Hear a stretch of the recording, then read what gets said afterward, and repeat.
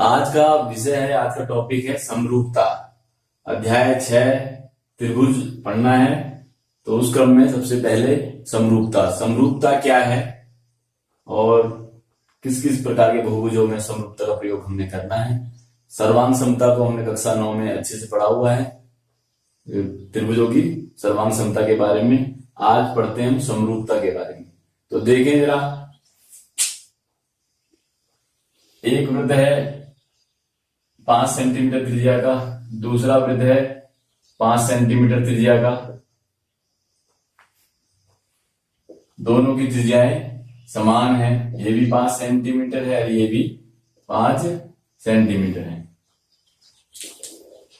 और देखें, एक सेंटीमीटर त्रिज्या का वृत्त है, एक 2 सेंटीमीटर त्रिज्या का वृत्त है, एक 5 सेंटीमीटर त्रिज्या का वृत्त है। तो इनमें और इनमें क्या समानता है?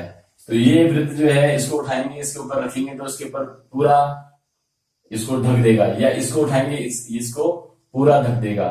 तो ये शर्त जो है ये कहलाती है सर्वांग समता। लेकिन यहां पे देखें, ये देखने में सब एक जैसे लग रहे हैं, लेकिन सबके आकार अलग अलग हैं। इसको उठाएंगे, इसके ऊपर रखेंगे, ढकेगा नहीं। इसको उठाएंगे, इसके ऊपर रखेंगे, ढकेगा नहीं। इसको उठाएंगे, इसको ढक देगा, लेकिन पूरा ही ढकेगा, पूरा मतलब इसको छिपा देगा, लेकिन इसकी जो परिधि है, इसकी परिधि से स्पर्श नहीं होगी। जबकि यहां पर हम इसको एक दूसरे के ऊपर रखेंगे तो इसकी परिधि से स्पर्श होगी। इसी प्रकार से हम देखें, एक त्रिभुज है, एक बड़ा त्रिभुज है, ये 2 सेंटीमीटर त्रिज्या का है, ये 3 सेंटीमीटर त्रिज्या का है, और एक समबाहु त्रिभुज 5-5 सेंटीमीटर त्रिज्या का है। तो ये देख रहे हैं, इनकी भुजाएं सब समान है, इसकी भी समान है, इसकी भी समान है। तो ये आकृतियां देखने में एक जैसे लगे लेकिन आकार इनके समान ना हो, तो ऐसी आकृतियां कहलाती हैं समरूप आकृतियां। ये आकृतियां जो है वो है समरूप आकृतियां। और देख सकते हैं हम, देखें, एक वर्ग, एक इससे बड़ा वर्ग, और फिर एक और अलग वर्ग। सबकी भुजाएं अलग अलग हैं। ये 3 का है, ये 7 सेंटीमीटर भुजा वाला है, ये 5 सेंटीमीटर भुजा वाला है। तो इस तरह की आकृतियां जो हैं वो कहलाती हैं समरूप आकृतियां। अगर आप कभी ताजमहल देखने गए हो तो देखेंगे, ताजमहल देखा हो, बहुत बड़ी आकृति है, और उसके बाहर दुकानों पे देखा हो आपने, तो वहां पर छोटे छोटे ताजमहल, उसकी प्रतिकृतियां दिखाई देती हैं, मिलती हैं बाजारों में, लोग घरों में खरीद के लाते हैं। तो वो प्रतिकृतियां क्या हैं? उसकी मुख्य ताजमहल की समरूप आकृतियां हैं। आप जाएंगे फोटोग्राफी की दुकान पे, कोई फोटो खिंचाने गए होंगे, तो वहां पर देखा होगा आपने, एक ही व्यक्ति की बहुत सारे अलग अलग साइजों में फोटो लगी होती हैं। फिर फोटोग्राफर आपसे पूछता है कि आपको किस साइज में चाहिए।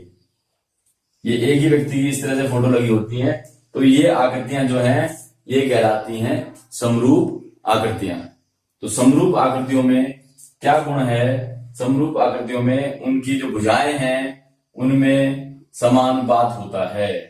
जैसे ये 3 है, 3 है, 3 है, ये 3 है, ये 7 है, ये 7 है, ये 7 है, ये 7 है, ये 5 है, ये 5, 5, 5। तो इनके संगत भुजाओं में क्या होगा?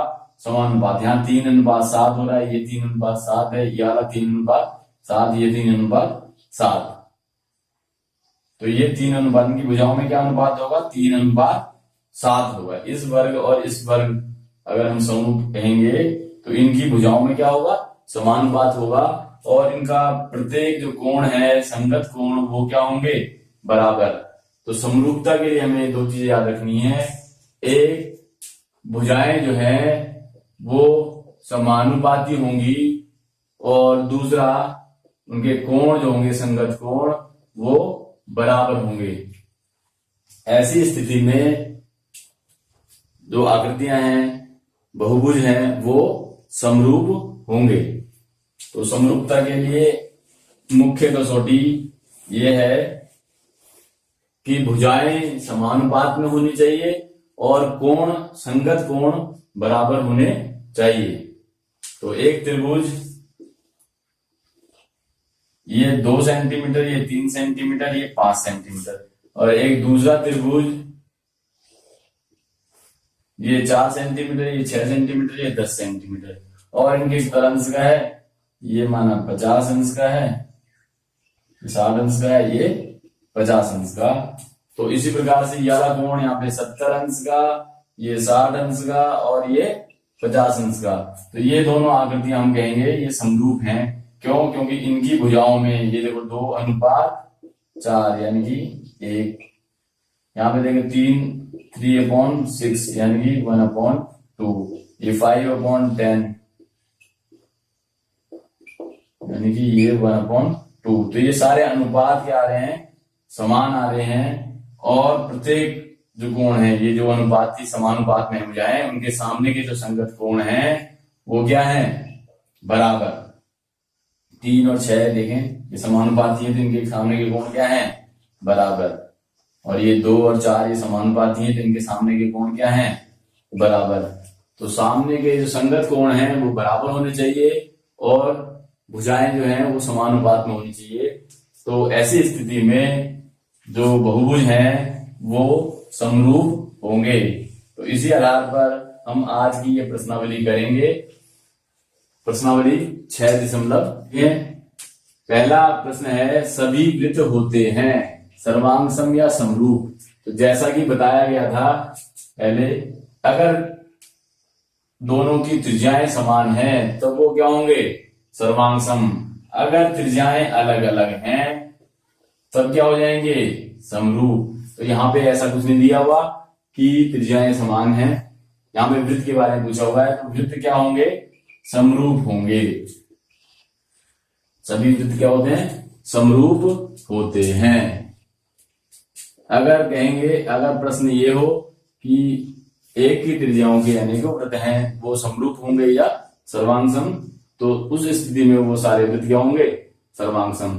सभी वर्ग होते हैं, तो यहाँ पे भी ऐसा नहीं दिया हुआ कि एक ही भुजा वाले सभी वर्ग हैं। सभी वर्गों की भुजाएं अलग अलग हो सकती हैं। एक वर्ग 4 सेंटीमीटर भुजा का हो सकता है और दूसरा वर्ग 8 सेंटीमीटर भुजा का। तो क्योंकि वर्ग है तो भुजाओं में तो समानुपात हो गया और कोण भी बराबर हो गए। तो ऐसी स्थिति में क्या होगा, वर्ग, सभी वर्ग क्या हो जाएंगे, ये भी समरूप होते हैं। सभी त्रिभुज समरूप होते हैं। कौन से त्रिभुज, सारे समबाहु त्रिभुज समरूप होंगे। क्यों? क्योंकि सभी समबाहु त्रिभुजों का प्रत्येक कोण क्या होता है, 60 अंश। एक समबाहु त्रिभुज है, इसकी भुजा कुछ भी हो सकती है, 5 5 5, लेकिन प्रत्येक कोण क्या हो गया, 60 अंश का। समबाहु त्रिभुज में भुजाएं बराबर होती हैं, प्रत्येक कोण 60 अंश का होता है। इसी प्रकार यहाँ पे देखें, ये भी समबाहु त्रिभुज है, ये 8 सेंटीमीटर वाला है, तो यहां भी समबाहु है, तो ये 60 का तो होगा ही प्रत्येक कोण। तो सारे समबाहु त्रिभुज जो हैं वो क्या होंगे, समरूप। तो यहाँ पे समबाहु त्रिभुज होगा। फिर है, भुजाओं की समान संख्या वाले दो बहुभुज समरूप होते हैं। तो समान संख्या है, यानी जैसे ये त्रिभुज है तो ये भी त्रिभुज, अगर वर्ग है तो वर्ग, पंचभुज है तो पंचभुज। तो भुजाओं की समान संख्या वाले दो बहुभुज समरूप होते हैं यदि उनके संगत कोण क्या हो, बराबर हो। कोण बराबर होने चाहिए, बताया गया कोण बराबर होने चाहिए, बराबर, और भुजाएं क्या होनी चाहिए, समानुपाती। ये समरूपता की शर्त है। तो उनकी संगत भुजाएं क्या हो, समानुपाती। तो बराबर वाला पहले में आना है और समानुपाती दूसरे रिक्त स्थान में आना है। फिर है, दो भिन्न उदाहरण दीजिए समरूप आकृतियां और ऐसी आकृतियां जो समरूप न हो। तो जैसे अब देखिए यहाँ पे ये आकृतियां सर्वांगसम हैं, लेकिन ये समरूप तो होंगी होंगी, सारी सर्वांगसम आकृतियां समरूप होती ही हैं। क्यों? क्योंकि इनकी, जैसे ये वर्ग है और ये एक वर्ग है, इसकी भुजा भी 4 सेंटीमीटर है और इसकी भी 4 सेंटीमीटर है, ये भी 4 4 का है, प्रत्येक कोण 90 अंश का हो ही गया। तो ऐसी स्थिति में देखो ये भी क्या है, ये एक सर्वांग दिखाई दे रहे हैं हमको। क्यों? क्योंकि भुजाएं बराबर हैं, कोण बराबर है, तो इसको उठा के इसके ऊपर रखेंगे तो ओवरलैप करेगा, या इसको करेंगे तो ओवरलैप करेगा। लेकिन ये समरूप तो है ही, तो हर सर्वांग समाकृतियां समरूप तो होंगी। क्यों? क्योंकि देखो 4/4 यानी कि 1:1, इनकी भुजाओं में 1:1 हो रहा है, और प्रत्येक कोण बराबर है, तो भुजाएं समानुपाती हो रही हैं और कोण बराबर हो रहे हैं, तो सारे सर्वांग जो है आकृतियां वो समरूप तो होती हैं। लेकिन हमको चाहिए क्या कि समरूप आकृतियां, तो समरूप आकृतियों के उदाहरण हमने पहले जैसे ये दे दिए हैं कि भिन्न भिन्न त्रिज्याओं के वृत्त, भिन्न भिन्न भुजाओं के वर्ग, भिन्न भिन्न भुजाओं वाले समबाहु त्रिभुज, ये समरूप आकृतियां होंगी। भिन्न भुजाओं के वर्ग, भिन्न त्रिज्याओं के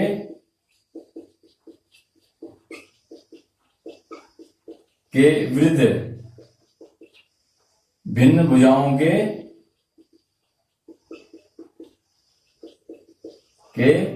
समबाहु त्रिभुज, ये क्या है सब? ये है समरूप आकृतियां। तो ऐसी आकृतियां जो समरूप ना हो, तो ऐसी आकृतियां कौन सी होंगी?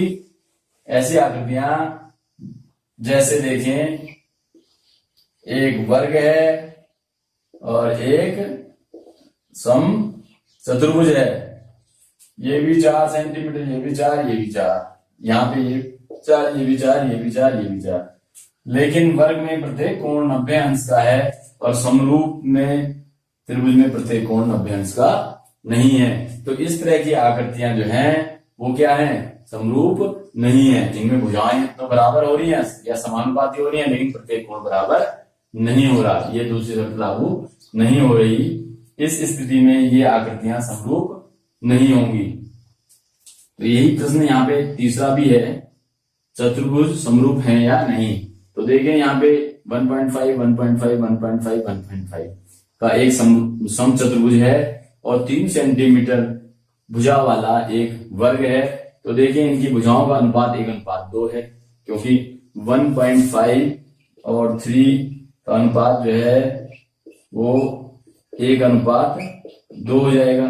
तो भुजाओं में 1:2 हो रहा है, लेकिन जो कोण है वर्ग में प्रत्येक कोण 90 अंश का है और समचतुर्भुज में प्रत्येक कोण 90 अंश का नहीं है।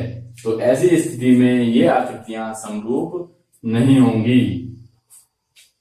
यहाँ पे भुजाओं के समानुपाती होने से ही मात्र आकृतियां समरूप नहीं होंगी, उनके प्रत्येक कोण भी, संगत कोण भी बराबर होना चाहिए।